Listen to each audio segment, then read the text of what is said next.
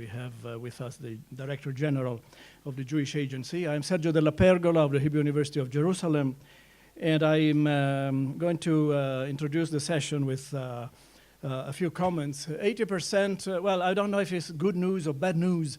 I do some demographic work from time to time. My own conclusion is that the 20% is now 17%, because Israel has been expanding, the US is fairly stable, the rest of the Jewish communities perhaps less.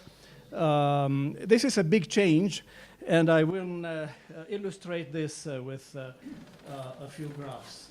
Then we'll speak more of the contents. But the first thing is that if you wish to conceptualize the Jewish demographic change the world over, we have a Jewish people, the upper line, which is moderately growing after a long period of quite a stationary population. Of course, let's not forget that this is after World War II and the dramatic and tragic results of the Shoah.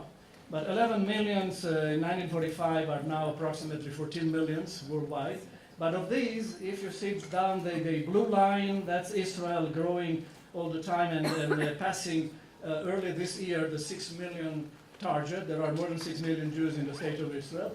And the green line is the total of the rest of the world. This is just to show how the balance between the state of Israel and the rest of world Jewry has changed. Still the majority live outside, but it's a growing minority that lives here. But perhaps more significantly, what has changed is the geography of the Jews all over the world.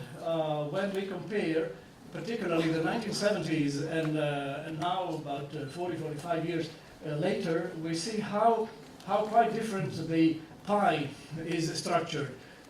First of all, there are two big actors, but today the two big actors are much more dominant than they were in the past. Back in 1970, about 35 to 40% of the Jews did not live in the US or Israel. And today, as we said, it's approximately 20% or somewhat less. The other thing is that, at least in my opinion, based on the data we have, there are more Jews in Israel today than in the US, which was not the case, of course, in 1970, where the US was clearly number one.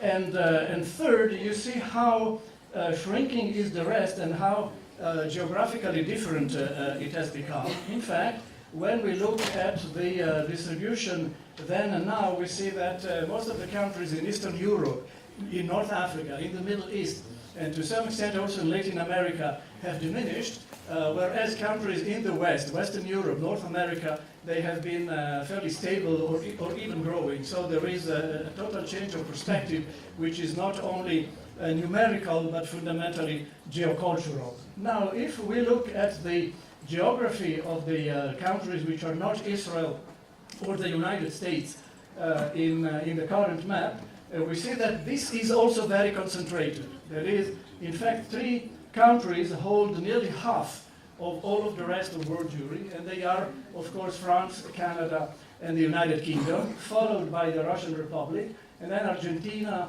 and then you have Germany, and then you have Australia, and other countries. Most of these countries, as I said, are Western democracies today, which was not the fact in the past. And so Jews are now in an environment which is, to some extent, more friendly than it was historically.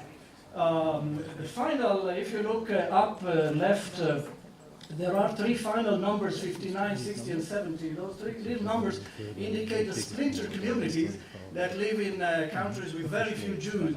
In fact, there are about 60,000 in older communities with about 10 to 15,000 Jews, and another 60,000 Jews in communities between 5 and 10,000 Jews, and another 70,000 Jews in communities with fewer than 5,000 Jews, which of course raises the question of the feasibility of Jewish life when the dimensions of the community tend to be quite small.